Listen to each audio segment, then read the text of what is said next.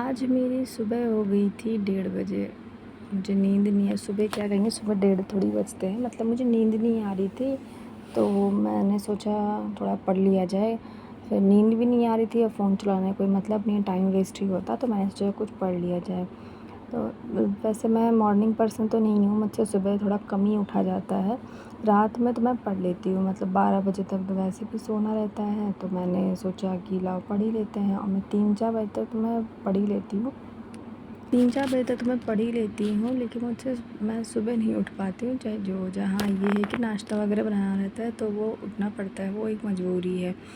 और अगर थोड़ा सा भी पढ़ लो, जैसे मान लो कि अगले दिन टाइम नहीं मिला, कुछ घर के काम हैं, तो सुबह इस टाइम पढ़ लो तो लगता है कि हाँ, हमने कुछ प्रोडक्टिव किया, हमने कुछ तो किया है। नहीं तो फिर मान लो कभी मैं सो गई, मैंने रात में भी नहीं पढ़ा, कभी-कभी होता है ऐसा कि रात में भी नहीं पढ़ा, दिन में भी नहीं पढ़ा, काम के चक्कर में, काम की वजह से, तो थोड़ा गिल्ट में ही सोना पड़ता है कि हाँ, आज कुछ भी नहीं किया।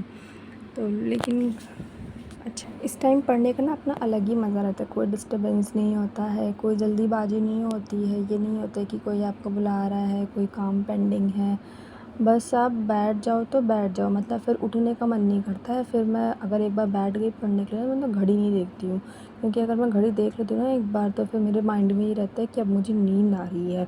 तो उस नींद को दूर भगाने का ना मेरे पास मैं सब सॉल्यूशन, पहले तो मैं घड़ी देखती थी कि इतने बज गए, आधे घंटे बाद 3 बज गए, आधे घंटे बाद 3:30 बज गए। तो ना तो मैं पढ़ पाती थी, ना मैं सो पाती थी। तो मैंने अब ना क्या करती हूँ कि मैं घड़ी नहीं देखती कि हाँ टाइम कितना हो रहा है। आप एक बार बैठ गए पढ़ने के लिए, मतलब मैं एक बार बैठ गई पढ़ने के लिए, तो बस फिर वो 1 घंटा 2 घंटा, मैक्सिमम 2 घंटा, इससे ज़्यादा नहीं। फिर इसके बाद ना मुझे भी नींद आने लगती है, क्योंकि मुझे सुबह उठना भी रहता है, तो फिर मैं उसके बाद सो जाती हूँ। जब मैं 1:30 बजे उठी थी, तो मैं 3:30 बजे तक ना मैं सो गई थी अपना पढ़ के, मतलब 4-5 पेज के मैंने नोट्स बना लिए थे, फिर मैं सो गई थी। और रात के टाइम ना मैं ऐसा कोई टॉपिक पिक नहीं करती हूँ, मैं तो कहती हूँ आप भी ऐसे कोई टॉपिक, अगर आप नाइट पर्सन हो, तो नाइट आउल पर्सन हो, तो फिर आप ऐसा कोई टॉपिक मत पिक करो जिसमें आपको बहुत ज़्यादा लॉजिक लगाना हो। वैसे सबके अपने अलग तरीके होते हैं, लेकिन मेरा तरीका ये नहीं, क्योंकि मैंने एक दो बार करके देखा, जैसे मैंने मान लो रीज़निंग लगा ली, या फिर मैंने कोई PYQ सॉल्व कर लिए, तो मुझे नींद आनी ही आनी है। मतलब मैं रिवीजन वाला ऐसा कोई काम नहीं करती जिससे मुझे नींद आए। ऐसा जैसे कि कोई टॉपिक आपका रह गया है, ठीक है, आप दिन में नहीं कवर कर पाए, तो आप उसे रात में कवर कर लो। मतलब जब हाथ चलता रहता है ना, इवन मेरे रिवीजन करने का तरीका भी यही है कि अगर जब तक मेरा हाथ चल रहा है, वो चीज़ें दिमाग में रहती हैं कि हाँ मैंने लिखी है, क्योंकि एक बार तो पढ़ने के बाद है मैं भी भूल जाती हूँ, फिर मुझे याद नहीं रहता है कि मैंने क्या किया था। जब तक मैं उसी चीज़ को 2 बार 3 बार लिख नहीं लूँगी, तब तक वो चीज़ें मुझे याद नहीं रहती है। और मेरा तो याद करने का तरीका एक ये भी है कि मैं काम करती रहूँगी और मेरे ध्यान में रहता है, मतलब जैसे कहते हैं खाली दिमाग नहीं रहना चाहिए। तो मैंने जो भी रात में पढ़ रखा है, वो मेरे माइंड में ना चलता रहता है कि हाँ इसके बाद ये हुआ, इसके बाद ये हुआ। जैसे मैं काम करने के बाद जब रात में हम अकेले बैठे हों, तो भूख और प्यास लगना तो लाज़मी है।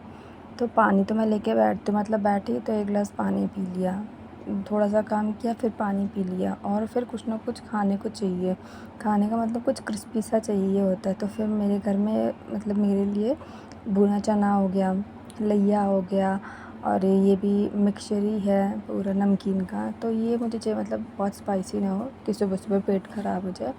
मतलब हल्का-फुल्का कुछ क्रिस्पी से 1-2 दाने मुँह में डाल लिए, वो घूम रहा है, तो उससे पता है एक चीज़ और रहता है, थोड़ा माइंड से कनेक्टेड रहता है खाना-पीना वगैरह। मैंने ऐसा सुना है, मैंने ऐसा ऑब्ज़र्व भी किया है कि आप खाने के साथ में थोड़ा रिटर्न वर्क आप करते रहोगे ना, तो वो एक कनेक्शन बनता है कि आप दोबारा से अगर वो चीज़ खा रहे हो, तो वो चीज़ें ना वो रिवाइंड होती है कि हाँ, हमने ये सब इस टाइम पे हमने किया था। जैसे मैंने स्टोरी है, इसमें कहानी है, तो ये कहानी थी मेरी, मैं वर्क कर रही थी, ये है मेयर ऑफ़ कैस्टरब्रिज का।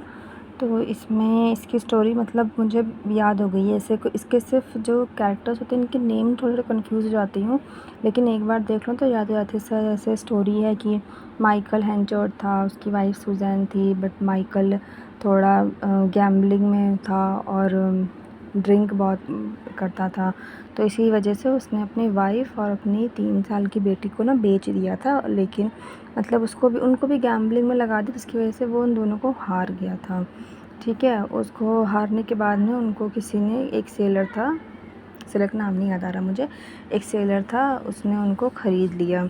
ठीक है, अब इस वजह से उसको इतना गिल्ट फ़ील होता है कि वो ये शपथ लेता है कि मैं 21 ईयर्स तक ना तो वुमेन को हाथ लगाऊंगा ना वाइन को हाथ लगाऊंगा। अब जो इतना शराबी हो उसके लिए वाइन छोड़ना थोड़ा तो मुश्किल होता है, बट उसने किया। ठीक है, और ये आज के रेफरेंस में भी है, जैसे आजकल के लोग जो भी हैं कि उनसे शराब नहीं छूट रही, अपनी वाइफ को मार रहे हैं, अपने बच्चे को मार रहे हैं, अपने घर वालों को इतना डिसरिस्पेक्ट कर रहे हैं। तो मेरा कैश ब्रिज में मतलब ये बात मुझे अच्छी लगी कि सडनली उसमें ऐसा चेंज कैसे आ गया, क्योंकि रजिस्ट करना कि आप एक तो ड्रिंक के इतना फॉन्ड हो, उसके बाद में आप अचानक से उसको छोड़ दो, मुश्किल होती है। लेकिन ऐसे इसने किया, इवन 21 ईयर्स तक। ये नहीं कि ऐसे आज शराबी होते कैसे हैं कि 2 दिन तक कसम खा ली कि हम नहीं करेंगे, फिर उनको रात में नशा चढ़ जाता है कि नहीं हमें तो चाहिए, हमारी आदत है, या फिर फंक्शन में हो गया तो उन्होंने ले लिया। तो ये स्टोरी मतलब मुझे अच्छी लगी, बाद में वो चेंज भी हो गया था, लेकिन इसकी ट्रेजिक एंडिंग हो जाती है जो ऑब्वियसली मुझे पसंद नहीं आती। और अब मैं थक गई थी, मतलब मेरा टाइम ओवर हो चुका था, तो मैंने अपनी बुक बंद कर दी थी।